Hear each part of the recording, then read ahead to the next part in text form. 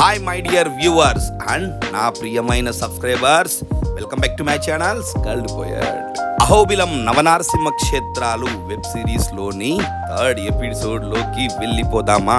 ఈ ఎపిసోడ్ లో ముందుగా మనం వెళ్ళబోతున్నటువంటి క్షేత్రం మాలోల నరసింహ. అసలు ఈ క్షేత్రానికి మాలోల నరసింహ అని ఎందుకు పేరు వచ్చిందో తెలుసా? మా అనగా లక్ష్మీదేవి, లోలుడు అనగా ప్రియుడు, అనగా లక్ష్మీ ప్రియుడుగా ఇక్కడ స్వామిని మాలోల నరసింహ అని పిలుస్తారు.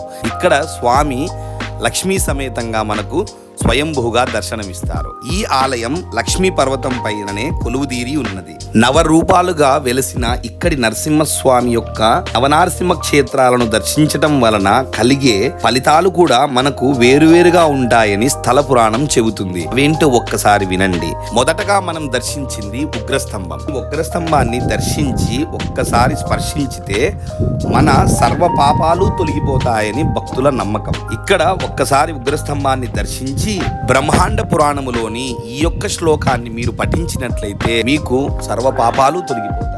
ఆ శ్లోకమే ఉగ్ర వీర మహావిష్ణు జ్వాలాంతం సర్వతోముఖ సింహ భీషణ భద్రం మృత్యు నమామ్యహం. ఇక మనం మొదటగా దర్శించిన నవనారసింహ క్షేత్రాలలో ప్రప్రథమైనటువంటి క్షేత్రం జ్వాలా నరసింహ. ఈ క్షేత్రాన్ని దర్శించటం ద్వారా మన అన్ని ప్రయత్నాలు, ఏ కార్యమునందునైనా సరే మనం మొదలెట్టిన అన్ని ప్రయత్నాలు సఫలమవుతాయి. ఇంకా పెళ్లిళ్లు కుదురుతాయి. కార్తీక మాసంలో నేతి దీపాన్ని స్వామి సన్నిధిలో వెలిగించి ఆరాధిస్తే సమస్త పాపాలు తొలగి కీర్తి ప్రతిష్టలు లభిస్తాయి. జ్వాలా నరసింహ క్షేత్రం నుంచి ఇక్కడికి మనం చేరుకోవడానికి అక్షరాల 500 మెట్లు మళ్ళీ ఎక్కవలసి వచ్చింది.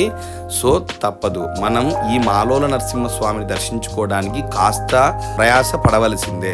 ఇక ఇక్కడ కొలువుదీరిన లక్ష్మీ నారసింహస్వామిని దర్శించటం ద్వారా మనకు ఇహ పరలోకాలలో కూడా బ్రహ్మానందమే కలుగుతుంది. ఇక ఇక్కడి నుంచి మనం అక్షరాల 2.2 కిలోమీటర్లు ఈ మందిరం వెనుక వైపు ఉన్న పర్వతాన్ని వెక్కి వెనక్కు వెళ్ళినట్లయితే మనకు ప్రహ్లాదుడు చదువుకున్నటువంటి బడి మనకు అక్కడ దర్శనమిస్తుంది. అరే అరే అరే అరే ఆపరా బాబు, నువ్వు కూడా ఏంటి క్లాస్ లో టీచర్ లాగా దొబ్బేస్తున్నావు? అరే మచ్చా, ఈ ఎపిసోడ్ లో ఎంటర్టైన్మెంట్ ఏం లేదా అని మా మచ్చాగాడు కొట్టేసుకుంటున్నాడు. ఆడి కోసం ఒక ఇంట్రెస్టింగ్ థింగ్ చెప్తా, జాగ్రత్తగా వినండి. అరే మచ్చా, మనం ఒక సినిమాకి వెళితే అందులో ఎన్నో ఎమోషన్స్ ఫీల్ అవుతాం. లవ్ అని, సాడ్నెస్ అని, అఫెక్షన్ అని, హీరోయిజం అని, కామెడీ అని, ఇలా ఎన్నో. అదే ఈ పుణ్యక్షేత్రానికి వచ్చినప్పుడు ఒక్కసారి చుట్టూ ఉన్న ప్రకృతిని, పరిసరాలను, జలపాతాలను మరియు ఇక్కడి కట్టడాలను మీరు బాగా గమనిస్తే ఇక్కడే భక్త ప్రహ్లాదుడు తన చిన్నతనంలో విద్యని అభ్యసిస్తూ, గురువులని అనుసరిస్తూ, ఆ శ్రీ మహావిష్ణువుని స్మరిస్తూ తన తండ్రి అయిన హిరణ్యకశిపుడు విష్ణుద్వేషి అయి పుత్రుణ్ణి చిత్రహింసలకు గురి చేస్తా ఉంటే ఇందుగలడందు లేడని సందేహంబు వలదని హితవు పలికి చక్రీ సర్వోపగంతుడని ప్రకటించిన ప్రహ్లాదుని విశ్వాసాన్ని నిజం చేసి అస్తికత్వాన్ని సజీవంగా ఉంచడానికి స్తంభం నుండి ఆవిర్భవించి హిరణ్యకశిపుడి యొక్క పొట్టని తన గోళ్లతో చీల్చి చండాడి సంహరించిన ఉగ్రనారసింహుణ్ణి చూసిన ఇంద్రాది దేవతలు అహోవీర్య అహోశూర్య అహో బహుపరక్రమ నారసింహ పరహ దైవం అహోవిలహ అహోవిలహ అని కీర్తిస్తున్న దృశ్యాన్ని ఒక్కసారి గుర్తు చేసుకుంటే మచ్చా గూస్ బంప్సే. అందుకే ఏ పుణ్యక్షేత్రానికి వెళ్లే ముందు మనం ఆ క్షేత్రం యొక్క స్థల పురాణాన్ని తెలుసుకొని వెళ్ళటం ద్వారా మనకు ఇలాంటి ఎమోషన్సే కలుగుతాయి. అరే ఎంటర్టైన్మెంట్ లేదన్నావు, ఇప్పుడెలా ఉంది?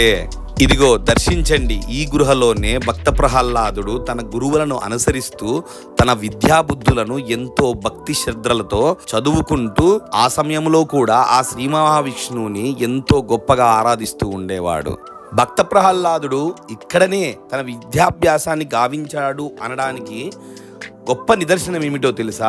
ఇక్కడ మీ చుట్టూ ఉన్నటువంటి బండరాలను చాలా జాగ్రత్తగా గమనించినట్లయితే ప్రతి రాయి మీద కూడా శ్రీ మహావిష్ణువు యొక్క ఓంకారనామాలు మరియు శ్రీ మహావిష్ణువు యొక్క సహస్రనామాలు సంస్కృతం యొక్క భాషలో ప్రహ్లాదుడు అభ్యసించినట్లుగా మనకు అర్థమవుతుంది.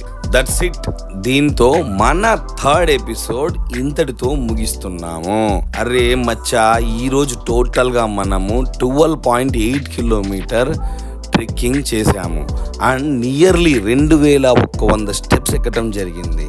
అబ్బబ్బబ్బబ్బబ్బబ్బ, అర్జెంటుగా రూమ్ వెళ్ళిపోవాలని మా మచ్చగాడు కొట్టేసుకుంటున్నాడు. ఓ వెయిట్ మన సెకండ్ ఎపిసోడ్లో నేను రివీల్ చేస్తా అన్న నా భుజం మీద ఉన్నటువంటి ఉత్తరీయం యొక్క సీక్రెట్ ఏంటంటే అది మీ అందరూ తెలుసుకోవాలంటే తప్పకుండా 4th ఎపిసోడ్ చూడండి. ఇంతటితో ఈ ఎపిసోడ్ ముగిస్తున్నా. జై నారసింహ, జై జై నార.